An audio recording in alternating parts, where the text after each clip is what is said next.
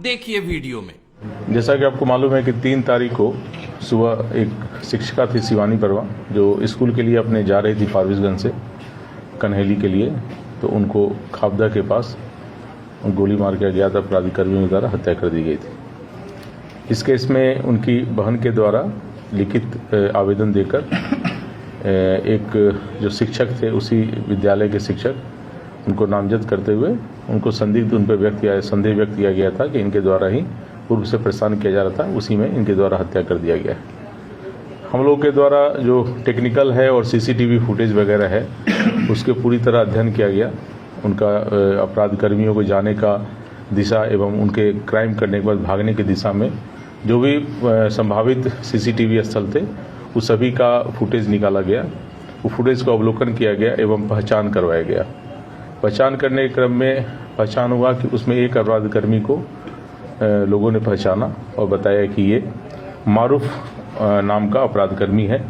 मारूफ pressure Tahir, जो रामपुर का रहने वाला है, फारबिसगंज का, उसकी पहचान की गई। साथ ही साथ उसके साथ एक और मोहम्मद सोहेल पेशर फिरोज रेफरल अस्पताल रोड फारबिसगंज की पहचान की गई है। पहचान करने के उपरांत इन लोगों को गिरफ्तार किया गया है, अलग अलग जगहों से गिरफ्तार किया गया है।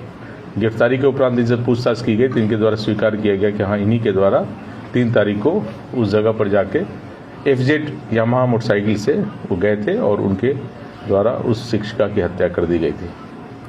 पूछताछ में मालूम चला कि इन्हें हत्या जो करना था वो किसी और शिक्षिका का करना था। वहीं खाबदा के बगल में ही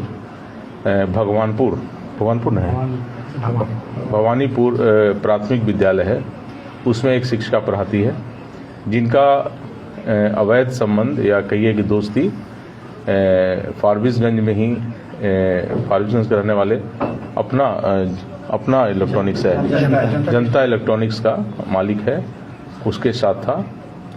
उसी की पत्नी के द्वारा ये राजा नाम के अपराधी है, जो रामपुर का रहने वाला है, उसको सुपारी दी गई थी 2 लाख का कि हमारे पति को वो बातचीत दोस्ती रखती है, उसे रास्ते से हटाने के लिए। वो भी संजोगवश वो शिक्षिका भी उसी रूट से जाती है और स्कूटी से ही जाती है, तो उसी का लोकेशन ये लोग दिया गया था इसको मारने के लिए।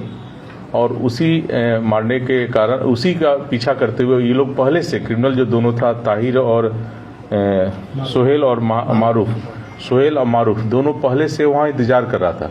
चूँकि जहाँ वो पॉइंट देखे होंगे वहाँ से दोनों स्कूल जाने का रास्ता है, तो वहीं पर पहले से इंतजार कर रहा था। जैसे स्कूटी आते हुए दिखा इसको लगा कि ये वही शिक्षिका है जिसको उसको मर्डर करना है, और उसने रोक के और उस पर गोली चला दिया और वो घटनास्थल पर ही मौत हो गई।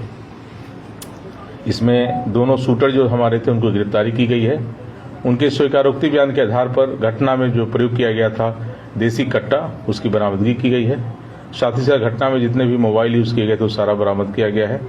घटना में जो मोटरसाइकिल यूज़ किया गया था FZ यामाहा, वह भी रामपुर से बरामद कर लिया गया है। और वो जो FZ था वो भी किसी अन्य व्यक्ति का था, जो वहीं एक निजी अस्पताल में काम करता है, उसका मोटरसाइकिल था जिसे मांग के ले गया था ये क्राइम करने के लिए। तो ये सारा चीज़ की गिरफ्तारी हो गई है। लगभग ये केस जो है पूरी तरह खुल चुका है। इसमें कुछ जो अपराध कर्मी अभी बचे हुए हैं जिनकी गिरफ्तारी किया जाना शेष है, जो लाइनर का काम किए हैं और जो सेटिंग का काम किए थे उनकी गिरफ्तारी किया जाना शेष है। बाकी जो मारने का जो प्लानिंग में हिस्सा थी जो लेडीज़, वो भी गिरफ्तार की गई है। हुस्न आरा पति मोहम्मद साकिर, उसकी भी गिरफ्तारी की गई है और इन तीनों को जेल भेजा जा रहा है।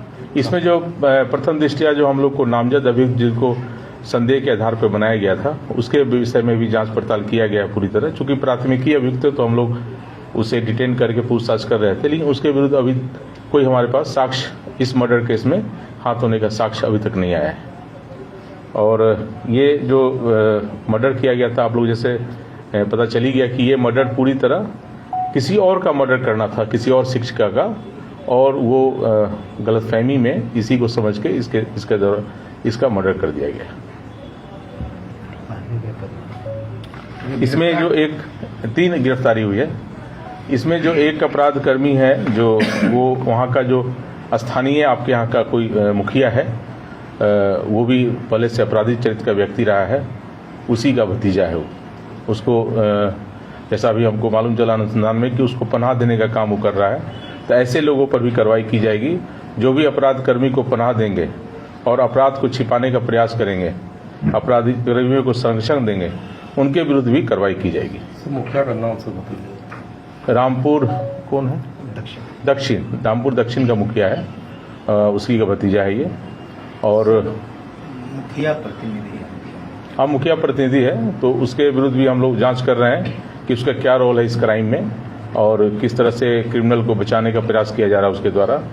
और दूसरी बात कि यह भी मालूम चला है कि इन लोग के द्वारा बहुत ज़्यादा इस तरह से कॉन्ट्रैक्ट किलर जो पैसे लेके किया गया है, तो पूर्व में भी इनका आपराधिक इतिहास क्या रहा इन लोगों का और किस तरह से क्राइम करते रहे।